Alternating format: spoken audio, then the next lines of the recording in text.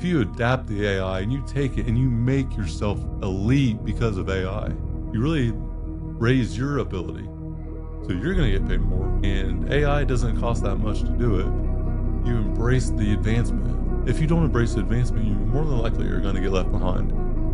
Get on the plane. Try it. Don't walk to Chicago. I'd rather be sidelined trying to achieve greatness than watch greatness achieved and it only set on the sideline. Now introducing your host, Jacob Emery. This episode of the Iron and Infrastructure Podcast is brought to you by Unlocking Greatness with Jacob Emery, a coaching community built for those ready to become the strongest version of themselves. Weekly calls, proven playbooks, and a community built to grow. Greatness is not given, it's unlocked. Join us today at jacobemery.com or DM coach at jacobemery44 on all social media platforms. If you wanted to get to Chicago from where I'm at in Columbus, Ohio area to Chicago, it's about 54 minutes on a United flight.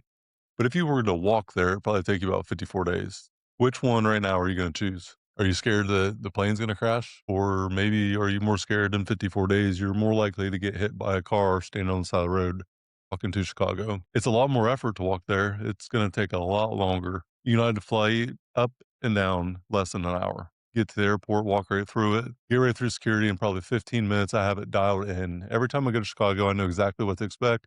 I've had maybe one or two bad experiences in the years that I fly there 4 or 5 times a year.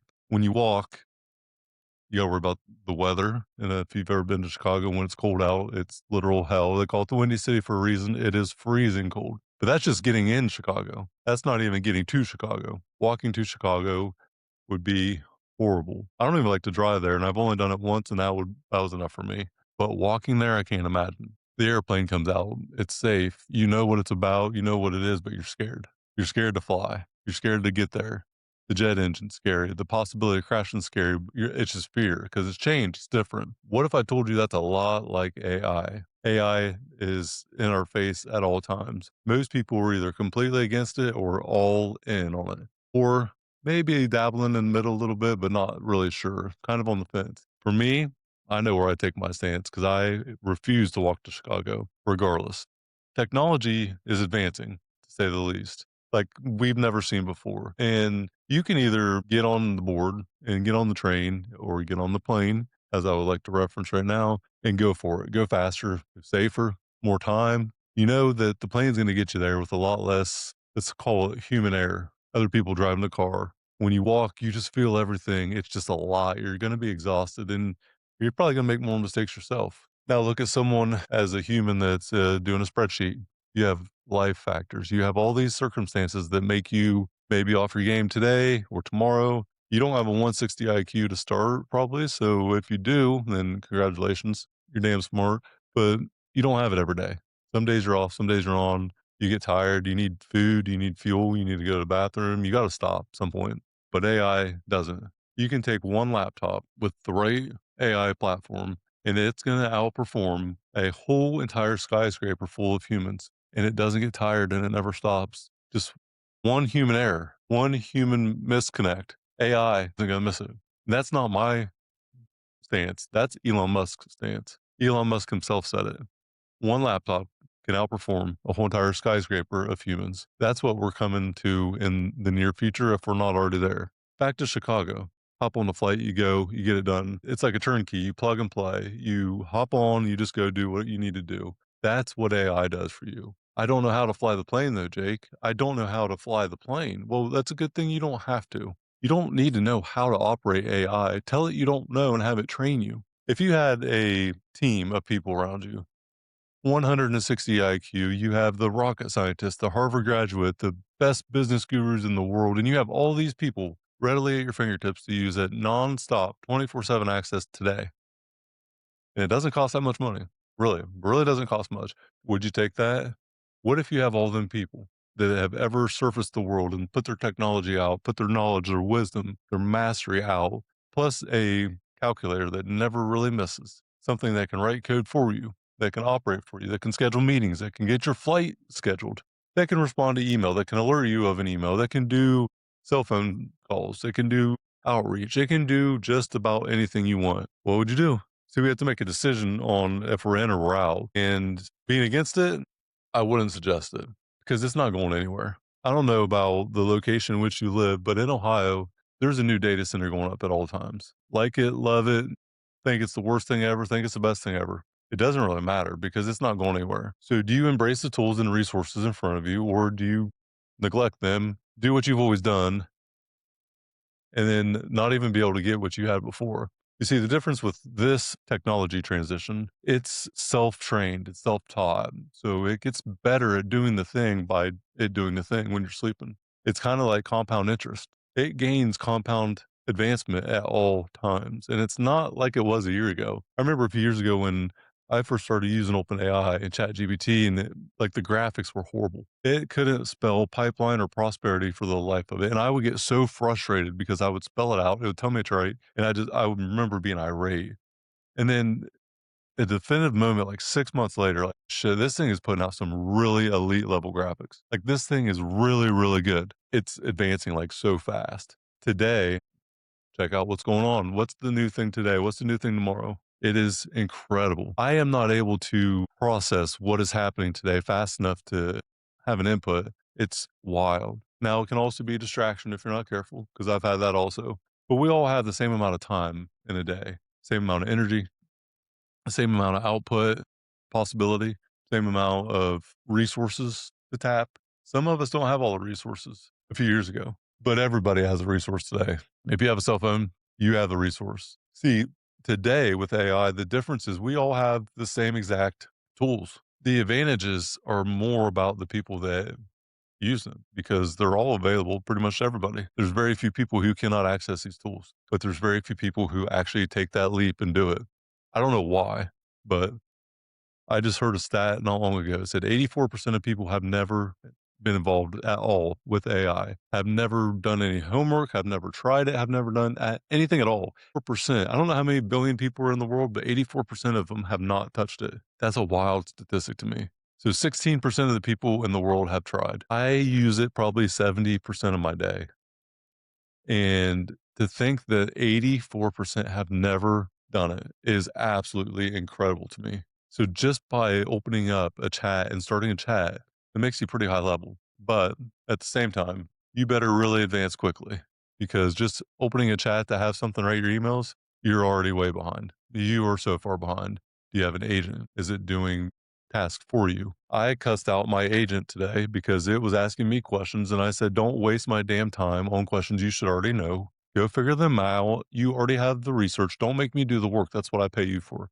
You see, it's different. It's a person that works for you, essentially, that has a 160 IQ, unlimited information, unlimited amount of time committed to this thing. Doesn't really need a break. You can give it the skills you want, the opportunities that you want. You can put everything in front of it. So you better be clear on what you want because it's going to produce it pretty fast. That was a learning lesson for me. I had to be really clear. Be honest with yourself because technology is an accelerator. So if you want to get more done in less time, just by getting more done in the same amount of time. So you have 40 hours in a week, let's say, you could probably get that 40-hour week knocked out in 15, if not 5, with what AI is doing, depending on what you do throughout the day.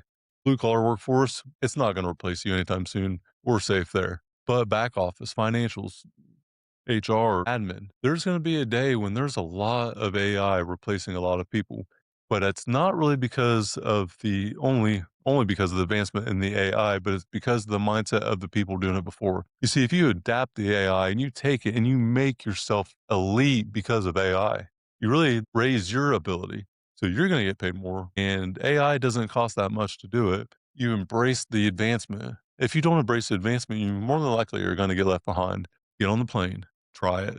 Don't walk to Chicago. Now, the brutal honesty of this all is where you're scared of it. You're fearful. You don't like change. Calling out all you business leaders. We all have our own bottlenecks, our own pride and ego.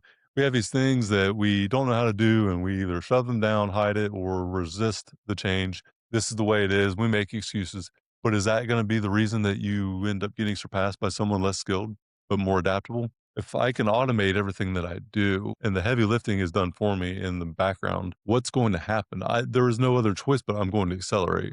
If I'm passionate about what I do, and I'm going to spend a certain amount of time, but I'm delegating to my agent or to some platform of AI, whatever your preference is. It simplifies everything. So if your execution is easier, then you can scale the vision or the direction or the strategy or the structure that you're trying to build. You can feed the machine all the time and completely rebuild who you are, how you operate. Think of it like a whole entire team of people that work for you, but they're on the plane with a 160 IQ, knowing how to fly the plane, maintenance the plane, fuel the plane, GPS coordinates. They know how to do it all. You're just on the plane. AI is navigating the whole entire rest of the plane. They're in the cockpit, getting it to Chicago. They're fueling it beforehand, maintenance in it. They got the temperature settings right. They're doing it all. So just imagine you're on a plane by yourself. That is acceleration with AI. Now, if you're just sitting there using it for chatbot, I would challenge you to dive deeper. Look into it, Agentic AI, Claude Code. I am obsessed with Claude Code. My God, is it amazing. The most complex things that I've always wondered about, never been able to figure out. I don't know how to do this. Put it in Claude. Whoa. Now they just came out with design. So I'm very graphic and visual, and everything that I do, I need to see a picture because I'm like a 6-year-old. I need to see the picture. Claude design is incredible. Claude co-work all the time, nonstop, back and forth, back and forth.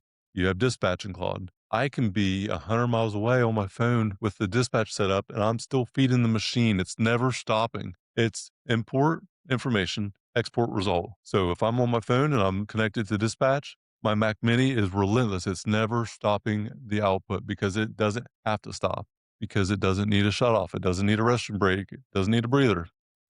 It's not getting tired. It's just accelerating. The more you feed it, the more it does. The more progress it makes, the more progress you make. The plane flies itself. You just got to get on it and make sure that you're hitting the button, feeding the machine. So it's a lot of information. That's my take on it. From someone who's not tech savvy, I am not tech savvy. I am obsessed with acceleration. So this is coming to a point for me at a sweet spot where I can't do a lot of things with development, but now I don't have to.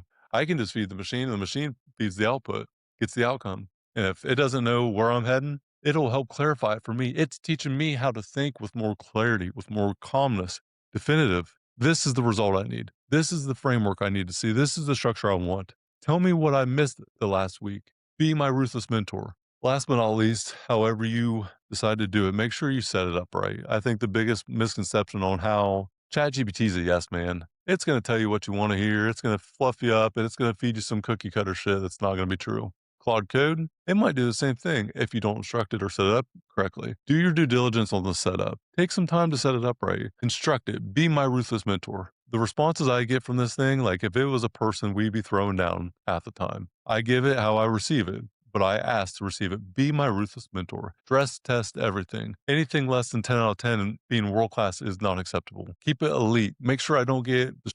Keep my priorities aligned. Remind me of me, who I am. Don't let me get off track.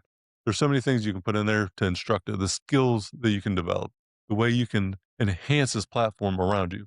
You would put in all this effort and all this energy up front. And I'm talking like an hour. You'll never regret doing that, because then you don't have to feed the machine anymore. It already knows how to have everything aligned for you. And that is real acceleration. Stop walking to Chicago. Get on the plane, know what you want out of life, build your vision for your life, whatever it is, get on the plane and go get the damn thing.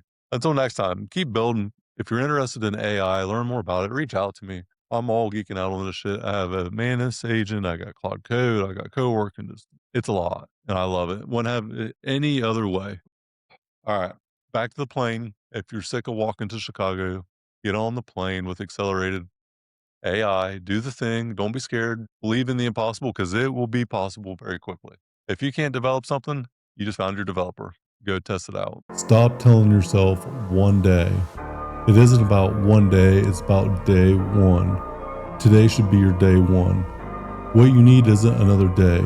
What you need is clarity with the community to give you confidence to unlock your greatness. That's what the group coaching program is all about. Confidence, clarity via commitment. Hit the show link in the notes.